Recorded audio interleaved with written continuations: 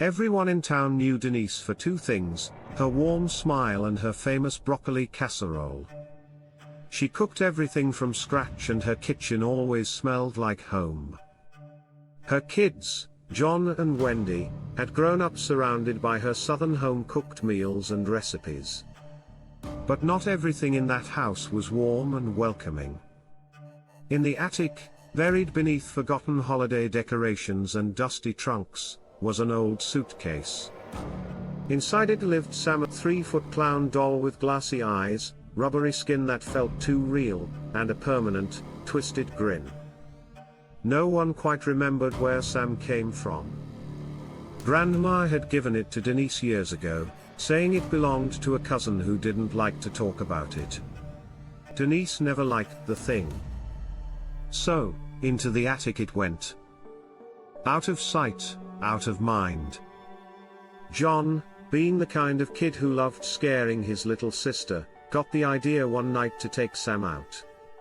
He waited until Wendy was asleep, crept into her room, and posed Sam right beside her bed, arms stretched out like he was waiting for a hug. She screamed bloody murder when she woke up. The next night he placed Sam in the corner of her room, just barely visible in the moonlight.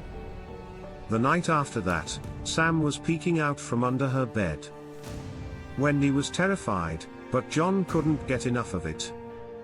He'd sneak into her room, move the doll, then pretend to be asleep when she woke everyone up crying. But then, one night, everything changed. John had just gone to bed, still chuckling about his latest prank. He left Sam in the hallway this time, leaning casually against Wendy's doorframe. But as John drifted off to sleep, he heard laughing. His room was dark, but something moved in the corner, something small. "Wendy?" he whispered.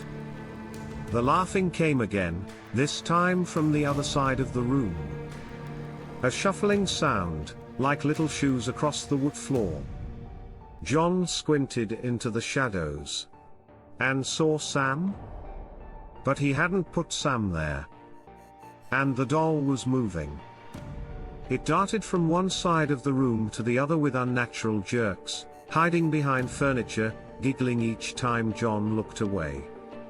John's closet door creaked open, his lamp flickered on and off, a rubber snake dropped from his bookshelf. Terrified, John scrambled out of bed and ran to Wendy's room. "Wendy? Wake up. It's Sam, he's real. He's moving."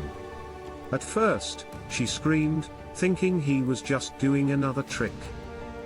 But when Sam followed them, creeping slowly into the hallway, dragging one foot behind him and letting out that awful cackling laugh, they both knew this wasn't a prank anymore.